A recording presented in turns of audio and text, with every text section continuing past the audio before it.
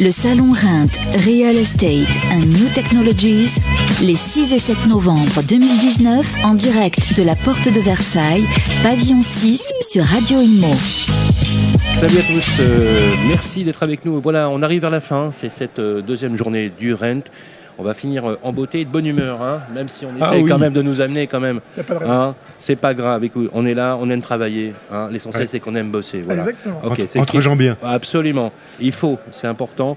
Merci, en tout cas on est avec que des amis aujourd'hui. Et je propose qu'on finisse en beauté avec des amis, ce Rent. Voilà, quelqu'un que j'adore, que j'aime beaucoup, que j'ai découvert il n'y a pas longtemps, qui est un type formidable, un vrai entrepreneur, un pro de l'immobilier. Il a son réseau immobilier, il a développé ses agences.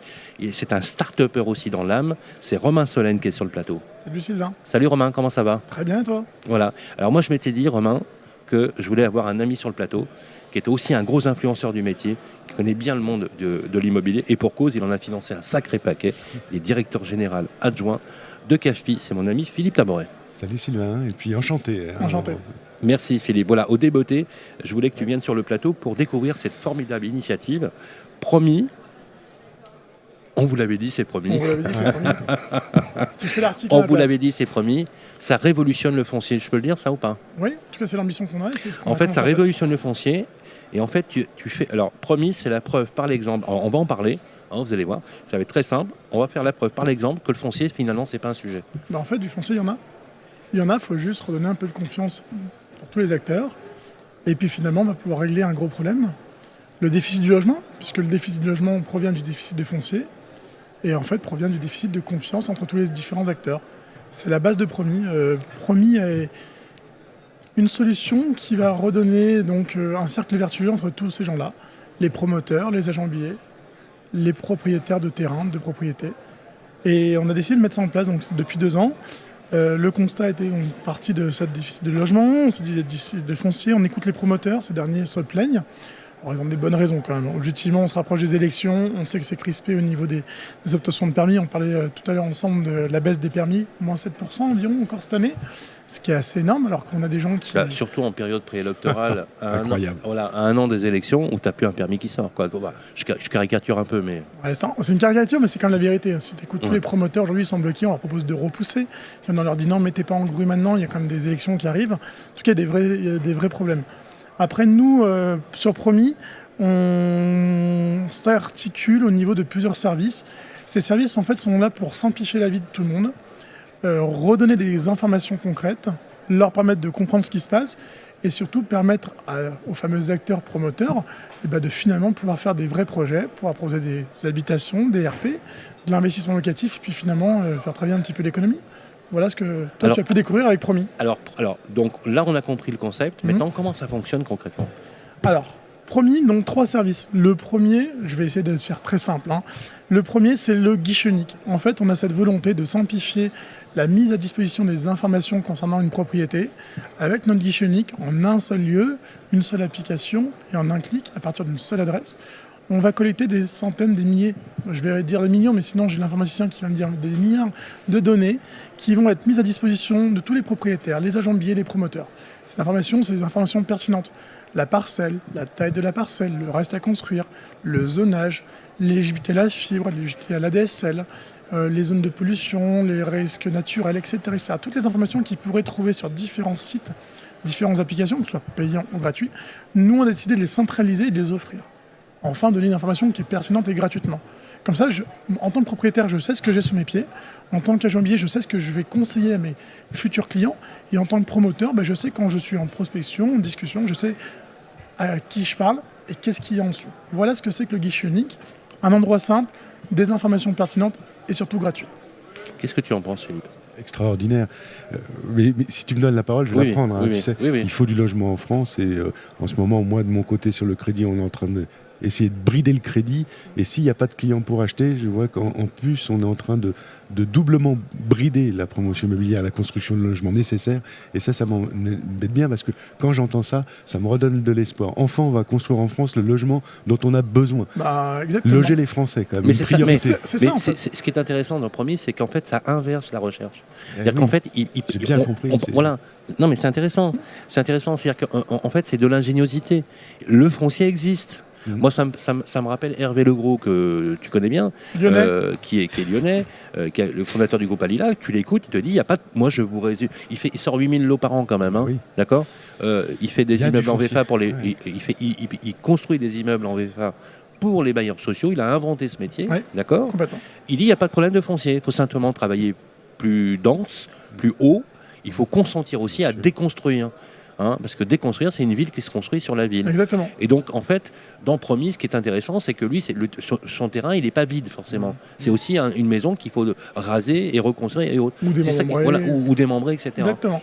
Après, au niveau de ce que je vais reprendre les mots d'Hervé Legros, oui, il y a du terrain en France. Il y a de quoi construire. Je rappelle que le terrain, ça veut dire de la construction, ça veut dire de l'activité économique, ça veut dire également des emplois. Sans être trop romantique, on est capable aujourd'hui de trouver des solutions pour loger les gens, pour qu'ils puissent investir, pour qu'ils puissent préparer leur retraite, parce que les investissements, c'est comme des prévoyances à la retraite. Et vu comme on en parle en ce moment, il va falloir, je pense, trouver des solutions un petit peu annexes, mais également permettre à des gens de solutionner des situations financières compliquées. Des fois, on est obligé de vendre son logement. À tort ou à raison, en tout cas on est capable de le faire, en tout cas avec Promis, on va redonner la confiance. Le deuxième constat qu'on peut faire, c'est également le manque de confiance malheureusement qui existe entre les promoteurs et les acteurs qui ont du terrain, que ce soit les agents immobiliers et les propriétaires.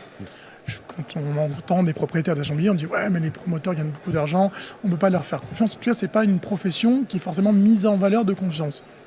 Et bien nous, les promoteurs qui jouent avec nous, ils s'inscrivent dans une volonté de justement inverser ce rapport de force et s'ouvrir un peu plus à la demande du client, du consommateur, du propriétaire. Comment ils font? Ils respectent des règles de déontologie qu'on impose sans Promis. Promis surveille, audite et ne permet qu'à des acteurs sérieux de venir dans cette mouvance et cette dynamique. Quand tu dis acteur sérieux, pourquoi tu utilises cette terminologie? C'est intéressant parce que Parce que si on ne fait pas de politiquement correct, on va être très clair dans chaque métier. C'est intéressant. Voilà, dans chaque métier, tu as pas que des méchants. Et tu n'as pas que des gentils. Malheureusement, quand tu écoutes les gens extérieurs, les promoteurs sont tous des gens critiquables. Je le pense pas. C'est faux, bien sûr. Évidemment que c'est faux. Bien sûr que c'est évident. Mais par contre, il y a certains promoteurs qui jettent le discrédit sur le reste. Ils sont très peu finalement. Ah oui, ils ne savent pas s'engager. Nous, les promoteurs qu'on prend, de n'importe quelle taille, des nationaux, des régionaux, ou même des petits constructeurs locaux, parce qu'il va falloir toutes ces trois branches pour construire. On parle de 2 maisons toutes petites à, je ne sais pas, construire sur 22 hectares des grands ensembles, comme ça se fait parfois en région. Il faut des acteurs qui sont engagés, qui sont sérieux. Et pour ça, certains acceptent de se remettre en cause. Et bien, c'est ces gens-là qu'on veut nous sur Promis. On ne veut pas des gens qui veulent continuer dans le petit marché, qui veulent dans la complaisance, dans la collusion pour certains. On veut des gens engagés qui sont capables de se satisfaire de cette règle-là. Et s'ils acceptent ça, eh ben on va leur prouver qu'on a du foncier à leur fournir. Voilà l'engagement Promis. Alors, on peut donner quelques chiffres comme ça. Par exemple, moi, je suis un petit promoteur. Grâce à la solution Promis, ça va générer des leads qualifiés qui peuvent démultiplier le nombre de personnes. Par exemple, notamment, tu parlais, par exemple, quand il y a une offre du foncier, en moyenne, il y a combien de promoteurs qui s'alignent? Alors, en moyenne, quand une prospection foncière est faite, je prends l'exemple de Madame Martin. Excusez-moi, pardon, Madame Martin. Madame Martin, en général, quand elle a son propriété, elle va rencontrer en moyenne 6 à 7 promoteurs. Tu savais ça, non? C'est la moyenne. Oui. C'est logique. J'apprends plein de choses, là, c'est très intéressant. Ouais. Je vais essayer de continuer d'être intéressant. Donc, une propriété à vendre, Madame Martin a une propriété à vendre, elle va rencontrer un premier promoteur, un deuxième, un troisième, un quatrième. Et bizarrement, quand il y en a un, il y en a d'autres qui arrivent au même moment. C'est le hasard ou pas, mais en tout cas, en moyenne 7. Ces 7 promoteurs vont prendre 1 mois, 3 semaines, 1 mois et demi chacun, pour chacun investir dans leur coin pour faire une proposition à Madame Martin de projet. Et au final, au bout d'1 mois et demi, 2 mois, à force d'arguments d'un côté, d'augmentation d'offres de l'autre, ou de contre-arguments, il y en a un qui va le sélectionner. Au final, nos promoteurs actuellement ont 6 chances sur 7 de perdre de l'argent quand ils s'investissent sur un projet. Bah oui, parce qu'il n'y en a qu'un qui va gagner. Pourtant, on a 7 qui ont investi. Ils ont investi du temps, l'énergie. Et on sait combien, hein? Ah bah, allez.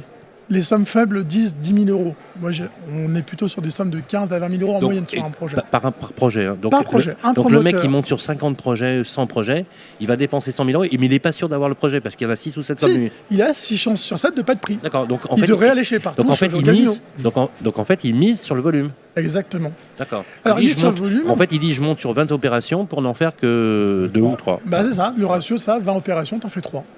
C'est le ratio. Et t'as investi 20 fois. Voilà moi ce que je veux pas faire sur Promis.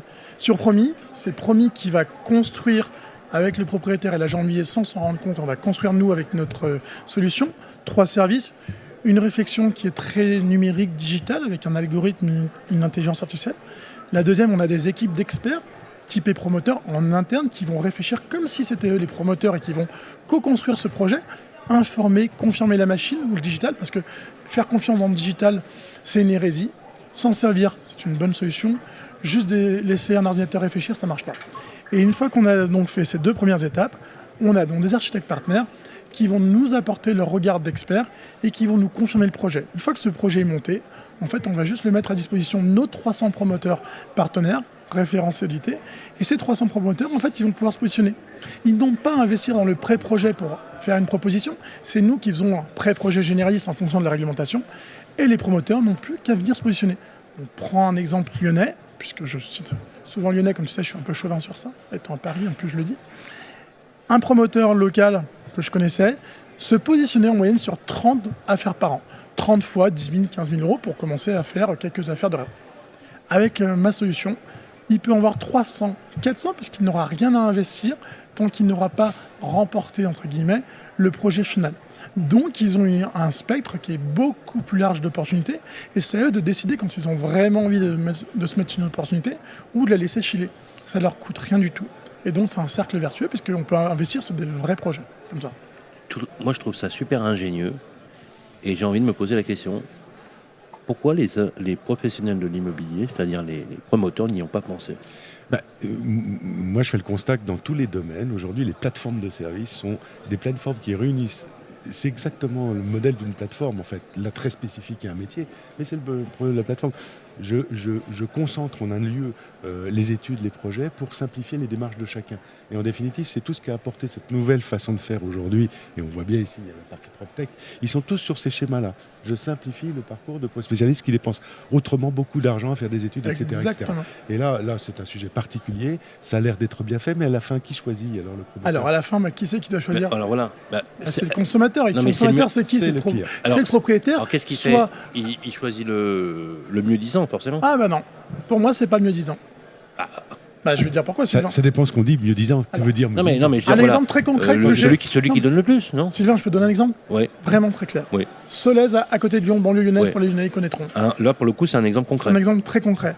Un de mes confrères d'un indépendant agent immobilier avait une maison avec un terrain à vendre. Ce mandat était à 410 000 euros. Mandat sympa, projet de promotion possible. On l'a rentré dans notre mécanique à nous. On a proposé donc à nos partenaires promoteurs de se positionner. Naturellement, pour que la règle du jeu, et c'est ce qu'ils acceptent de faire, ils ne connaissaient pas le prix du projet. On leur a donné les grandes lignes, mais la seule question qu'ils n'avaient pas, c'est combien vaut ce projet-là. On s'est rendu compte qu'en fait, il y avait des promoteurs qui étaient capables de mettre plus que le mandat qui avait été pris. Donc on s'est retrouvé à des propositions, alors pas tous les promoteurs, il y en a qui étaient moins 10 ans en dessous du prix du mandat, mais moi je ne les retiens pas, ça ne m'intéresse pas. On avait des promoteurs à 430 000 euros, des promoteurs à 440 000 euros. J'en avais eu un qui montait à 510 000 euros. Alors, pas parce qu'il est fou, parce qu'il a peut-être besoin de ce projet-là, parce qu'il a des vraies ambitions et qu'il veut vraiment s'influencer. Donc, il est prêt à surpayer, parce que moi, c'est ça que j'entends. Alors, non, pas surpayer.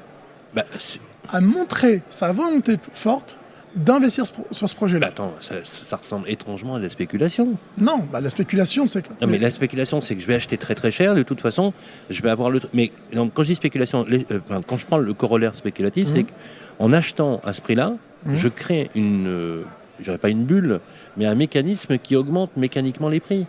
Eh ben non. C'est le frère allemand. Facile gars était très impliqué dans le projet et que pour lui c'est essentiel. Ou alors parce qu'il en a besoin pour... c'est intéressant, il en a besoin pour... Parce qu'il en a besoin pour bosser, peut-être. Vous définissez le projet vous-même ou le promoteur lui arrive avec... Non, je définis un projet type. Après, libre au promoteur de reprendre ce projet ou de l'améliorer, de l'optimiser. Bien sûr, on imposera, mais il avait une idée peut-être complémentaire. Mais c'est là où je voulais en venir. Finalement, c'est pas ce projet qui a été retenu. Moi, promis, à la fin du temps que j'accorde aux promoteurs, puisque, comme je vous dis, ils doivent accepter d'inverser le rapport de force. Ils sont acteurs, mais ils font pas comme ils veulent. Il y a un temps qui est respecté, parce que c'est finalement le propriétaire qui doit décider, avec son agent immobilier dans ce cas de figure. C'est ça qui est important. Et bien donc, je suis arrivé avec 2 propositions, puisque je m'engage à proposer 2 propositions. La plus chère, donc celle que je disais, un peu plus de 500 000 euros. Et j'avais une autre proposition d'un autre acteur, qui lui était à 470 000 euros. Par contre, nous, on avait vu, parce qu'on a donc cartographié tous nos promoteurs, qu'il avait des conditions qui étaient préférentielles, qu'il était connu localement, qu'il avait déjà fait des projets qui ressemblaient à cette physionomie de projet, qu'il était éco-responsable, et on était capable de proposer donc aux propriétaires 2 propositions, la plus disante que tu disais tout à l'heure, mais également celle qui nous paraissait être d'avoir le plus de chances d'aboutir, d'être la plus cohérente. Et bien quand tu expliques ça à un propriétaire, bon, il est content parce qu'il avait au départ que 410 000 euros. Ben, il a pris cette proposition inférieure à 500 000 euros, pas la plus importante, mais celle qui avait le plus de chances d'aboutir et dans les meilleures considérations. Donc l'argent est un facteur primordial, bien sûr le principal, hein, comme dans toute discussion financière, mais ça ne va pas être le seul important. Les propriétaires se sont dit, dans cette zone-là, la mairie va vouloir peut-être de l'éco-responsable. Ils ont privilégié ça. Un projet qui a été maîtrisé par un promoteur qui a déjà travaillé avec cette commune. Ça apporte également du crédit. Et en fait, on n'est juste là pas pour proposer de la spéculation. On est là pour proposer le projet qui a le plus de chances d'aboutir dans les meilleures conditions. C'est pas ce que je disais. Non, j'ai pas dit spéculation. C'est-à-dire que celui qui surcote ou surpaye, parce que dans le diffus, quand les promoteurs arrivent, c'est bonjour 40, au revoir 60. D'accord ? C'est-à-dire que c'est celui qui paiera le plus. Mais là, ce que tu fais finalement, c'est, même si l'argent est une composante essentielle, elle n'est pas l'unique composante. Il y a le projet en lui-même. Donc l'argent devient un des éléments du projet. Oui. Promis, donc finalement, facilite l'accès à ce type de fonction. Et ça, alors tu m'avais donné des statistiques, ça augmente le nombre de dossiers. Bien sûr. Donc ça augmente le nombre de chances pour le promoteur petit, moyen ou grand. N'importe quelle taille, oui. D'apporter. Est-ce que ça augmente aussi le volume ? Le volume le volume en tant que tel, du coup. Sylvain, c'est très simple. T'as dit... Parce que là, on a peut-être une solution Sylvain, pour rétablir le problème du foncier neuf dans le pays. C'est ce qu'on a pensé. Ouais. Un promoteur, selon sa taille, voyait aujourd'hui 10 projets. 10 projets dans lesquels il payait, il investissait. Ma solution, il ne paye pas tant qu'il n'a pas, à part son abonnement, mais en tout cas, il ne paye pas pour faire ce projet-là, en tout cas pour y réfléchir. En fait, j'ai juste supprimé l'investissement de la réflexion de base, qui sont des sommes de 10, 15, 20 000 euros pour certains promoteurs. Donc, au lieu de voir 10 projets à l'année, il va peut-être en voir maintenant 50, 60. Il va juste ouvrir son spectre, sa largeur d'esprit. Il ne va pas se contenir en disant « Mince, j'ai déjà dépensé, je sais pas, 300 000 euros dans l'investissement foncier, je ne peux plus voir de projet fin septembre, je ne peux plus en voir d'autres, j'ai plus le cash flow pour ça. » Moi, avec moi, n'importe quel moment, quand il a décidé de s'intéresser à un projet, il peut. Qu'il soit tout petit, qu'il soit moyen, grand, qu'il soit local, régional ou national. Quand il se décide d'aller sur un projet, il peut y aller à fond. Et puis, il peut tous s'intéresser à tous les projets. Et donc, on se rend compte qu'on a des promoteurs qui, des fois, s'étaient mis des œillères sur des zones en disant « Bah non, c'est un peu loin, il va falloir que j'investisse pour aller me positionner sur ce secteur-là. » Parce que quand tu prends un promoteur local, aller à 15 km pour se faire connaître des agents de billets des propriétaires, c'est des sommes folles. Et bien maintenant, avec mon service, il peut, à distance, s'intéresser à des nouvelles zones de chalandise. Moi, je trouve ça extrêmement intéressant. Et c'est une vraie révolution inversée dans le dispositif. Ouais, c'est original. Il y a quelque chose de très original. C'est quoi le modèle économique de Promis ? Le modèle économique de Promis, il y a 3 variables. La première, ne jamais faire payer le propriétaire. Le propriétaire, c'est lui qui a la valeur, c'est lui le vendeur. Il a des projets. Donc on ne fera jamais payer le propriétaire. Notre modèle économique, c'est le promoteur. Comme j'ai dit, on veut des promoteurs engagés, des promoteurs qui ont envie de nous faire confiance. Donc le modèle économique est simple. On propose aux promoteurs qui ont envie d'avoir du foncier, qui ont envie d'accepter cette inversion du rapport de force, en tout cas dans l'esprit commun, d'accéder à notre plateforme avec un abonnement mensuel et d'être simplement payé Promis après au pourcentage de la réussite. On ne prend pas d'argent au promoteur tant qu'on n'a pas permis à ce promoteur de gagner de l'argent. Donc en fait, tout le monde ne paye pas pour rien. En fait, tu n'es rémunéré que sur la performance. Oui. L'abonnement est une somme dérisoire dans le foncier. Elle est là pour faire tourner donc toute la plateforme. Oui, c'est une base. En fait, oui, c'est même pas un sujet. Non, les sommes que je me permettrai même pas de donner les sommes par rapport au chiffre d'affaires des promoteurs en fonction de leur taille. C'est des sommes dérisoires, surtout que je rappelle à chaque fois qu'à minima, on va leur faire économiser toute la préétude dès le départ. Donc, avec un dossier, ils se sont payés l'abonnement pour plusieurs mois. Vous êtes sur toute la France ou... Alors, Promis donc, est en développement sur toute la France, naturellement. Après, étant lyonnais mais auvergnat de nature, j'y vais petit à petit. Donc, on a décidé, Promis, il y a le mot promesse, directement dans notre nom. On a donc un développement qui est maîtrisé. Nous développons des agglomérations et des villes, ville par ville. Pour la raison toute simple, c'est que... C'est pertinent, Je dis aux propriétaires ou aux agents billets, venez, mettez vos terrains ou vos maisons sur notre plateforme Promis. Si derrière, j'ai pas de promoteur derrière, la promesse, elle va pas tenir longtemps. De l'autre côté, si je dis à des promoteurs, je sais pas, à Lyon, venez, j'ai plein de terrains, mais que derrière, j'ai pas encore les propriétaires qui sont au courant, les agents billets. En fait, c'est un équilibre entre les deux, bien sûr. Donc on a un développement raisonné. Ouais. Notre mode de fonctionnement est simple, on sélectionne des villes. Ces villes, en amont, on vient y travailler avec de la communication auprès des acteurs principaux, des acteurs politiques, des acteurs économiques, en expliquant on arrive, on rencontre les promoteurs, les constructeurs intéressés, au-delà de nos partenaires nationaux. Et on va venir sélectionner dans ces gens-là les gens qui vont nous paraître être intéressants, dans un laps de temps d'environ 2 à 3 mois. De l'autre côté, on active donc nos compétences et nos sourcings en termes de propriétaires et d'agents de billets. Et quand on a réussi à avoir le volume d'affaires suffisant pour satisfaire les promoteurs et le volume d'acheteurs, c'est-à-dire donc de promoteurs qui sont acheteurs suffisant pour répondre aux attentes de ceux qui vendent du terrain, on peut activer le service. Donc un développement maîtrisé.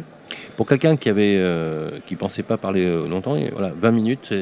Déjà. Voilà, très bien. Voilà, ça passe très très vite. Voilà, c'était une table spécifique où on voulait discuter de cette, échanger autour de cette idée ingénieuse.